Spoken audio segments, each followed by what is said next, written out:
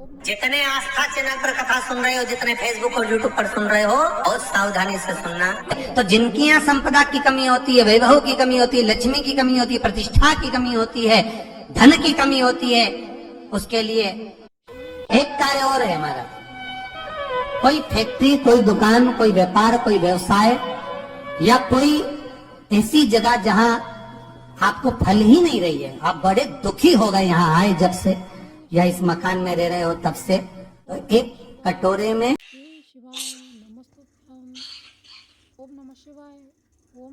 जो ईख होता है, गन्ना होता है, उसको छील कर उसके 11 टुकड़े, 11 बेलपत्र, 11 शमी पत्र घर के किसी भी स्थान पर रख दीजिए और उसको रखने के बाद सोमवार के दिन बेलपत्र के पेड़ के नीचे इतना सा खड्डा खोद कर उसको दाब दीजिए, उसमें मिट्टी डाल दो और थोड़ा सा जल उस पर समर्पित कर कर आ जाओ।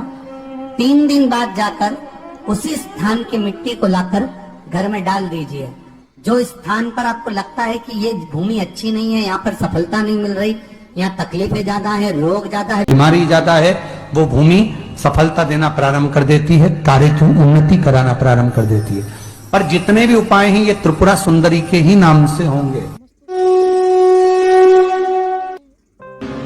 आप में से कितनी माताएं या कितने भाई लोग बैठे हैं जो शंकर जी के मंदिर पर जाते हैं और मंदिर पर जब जाते हैं वापिस जब लौट कर आते हैं तो मंदिर की चौखट का स्पर्श कर कर अपने मस्तिष्क पर उस रज को लगाते हैं? आप में से कितने लोग हैं बहुत सारे, ठीक है। अब जितने लोगों ने हाथ उठाया और नियम से अगर शंकर मंदिर की दरवाजे की चौखट पर भगवान शंकर को जल चढ़ाने के बाद जब आप लौट कर आ रहे हैं और उनकी चौखट पर आपने हाथ फेर कर अपने मस्तिष्क पर उस रज को लगाया है, वो धीरे धीरे अपने भाग्य की ओर देखते। तारीख लिख लेना कि मैंने इतनी तारीख से मंदिर जाना। जब अपना कोई पैसा अटक जाता है, कोई कार्य अटक जाता है, कोई फाइल अटक जाती है, कोई काम नहीं होता, तो 5 जगह पर जल चढ़ाना प्रारंभ कर देते। पहला,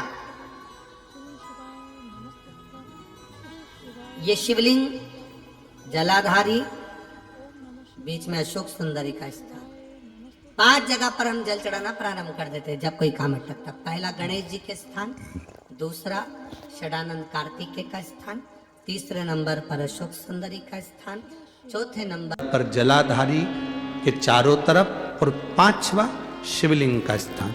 जब हम यहाँ से जल चढ़ाना चालू करते हैं, फिर जल को यहाँ चढ़ाते हैं, फिर मध्य चढ़ाते हैं, फिर जलाधारी पर चढ़ाते हैं, उसके बाद शिवलिंग पर हम जल चढ़ाते हैं और धीरे धीरे जल चढ़ाकर अपनी जब कामना कहते हैं, कितना भी कहीं पर भी पैसा अगर अटका होता है, 3-4 महीना अगर लगातार रोज जल चढ़ा है तो बाबा रास्ता खोज ही देता है, वो आता ही।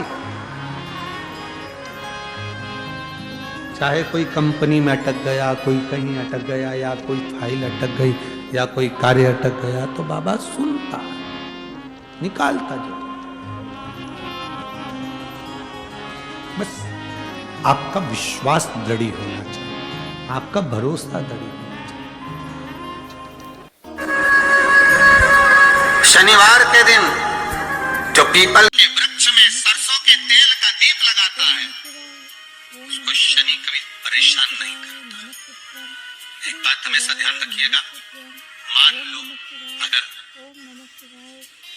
कोई भारी रोग ऐसा शनि महाराज के कारण हो गया हो, अच्छे काम करते करते उल्टे हो रहे हैं, होते हैं किसी किसी के साथ में, विपरीत परिस्थितियां आ जाती है, अच्छा करने जाओ बुरा हो जाता है, अच्छा कर्म करने जाओ बुरा हो जाता है।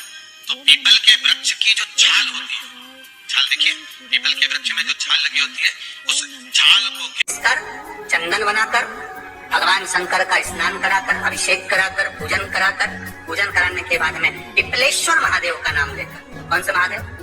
पिपलेश्वर महादेव का नाम लेकर वो जो घिसी हुई छाल होती है, उस छाल का तिलक भगवान शंकर को लगा लो और उसी का थोड़ा सा भाग अपने कंठ पर, मस्तक पर लगाना प्रारंभ कर दो। धीरे धीरे जो विपरीत दशा है वो सुधरना प्रारंभ हो जाती है। पर नाम याद रखना, पिपलेश्वर महादेव का।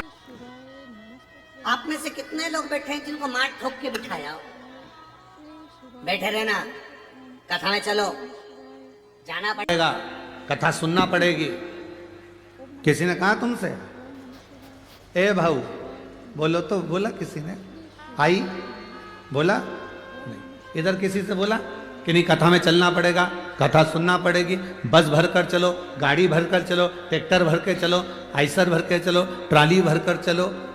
हाँ, अगर कोई राजनीतिक कोई सभा होती तो तुम्हें बस में भर कर लाना पड़ता, पर उसमें लाना पड़ता, इसमें तुम्हारे भाव इतने प्रबल हो गए थे भगवान शंकर के प्रति कि तुम सब दौड़ दौड़ कर स्वयं आए, भाव से आए। केवल एक देवाधिदेव महादेव एक किस्से हैं जो ना तुम्हारा कपड़ा देखते हैं, ना तुम्हारा आभूषण देखते हैं, ना तुम्हारा श्रृंगार देखते हैं, ना तुम्हारा शरीर देखते हैं। केवल एक देवाधिदेव महादेव ऐसे हैं जो तुम्हारे हृदय का भाव देखते हैं कि यहाँ जो आया है वो मेरे लिए आया कि नहीं आया। शंकर जी के मंदिर में एक लोटा जल चढ़ाया तो भाव से चढ़ाया कि नहीं चढ़ाया, दिखावे से तो नहीं चढ़ा रहा, मेरा भजन दिखावे से तो नहीं कर रहा, वो केवल भाव देखता, वो केवल निर्मल स्वभाव देखता। श्री शिवाय नमस्तुभ्यम। दर्शकों, शनिवार के दिन जैसा कि पंडित प्रदीप मिश्रा जी ने बताया है, शाम के समय पीपल के पेड़ के नीचे दीपक जलाना शुभ माना जाता है। भगवान शनि इससे कृपा दृष्टि बनाए रखते हैं और व्यक्ति को कभी उनके क्रोध का सामना नहीं करना पड़ता।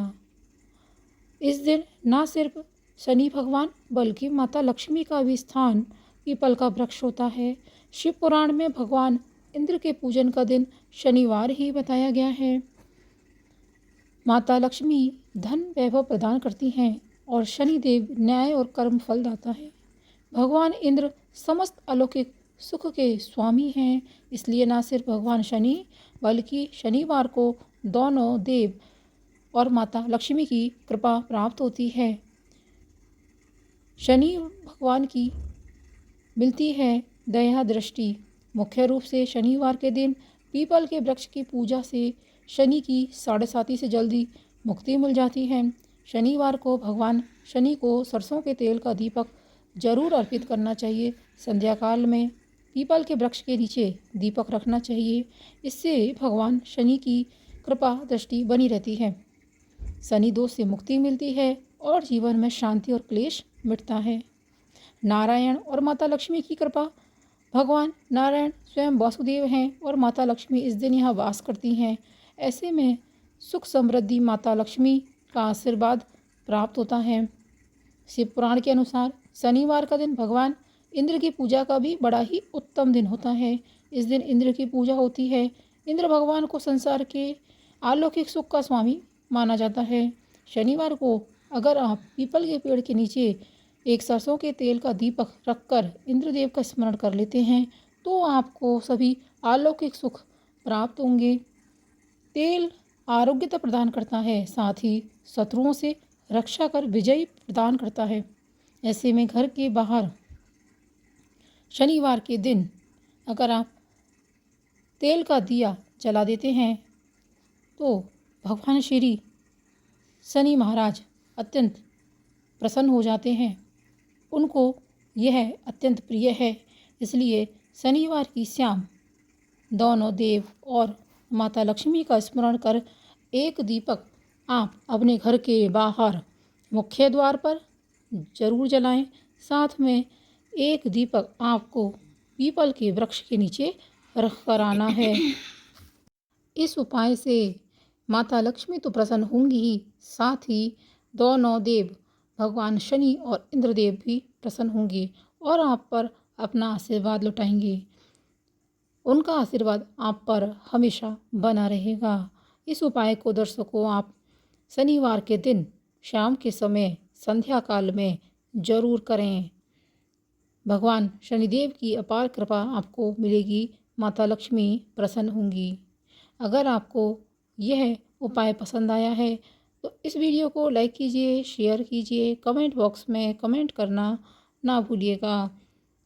साथ में चैनल पर नए आए हैं तो एक बार चैनल को सब्सक्राइब जरूर कर लीजिएगा ताकि वीडियो अपलोड होते ही आपको इसकी जानकारी सबसे पहले मिल सके। मिलते हैं अगले वीडियो में। धन्यवाद।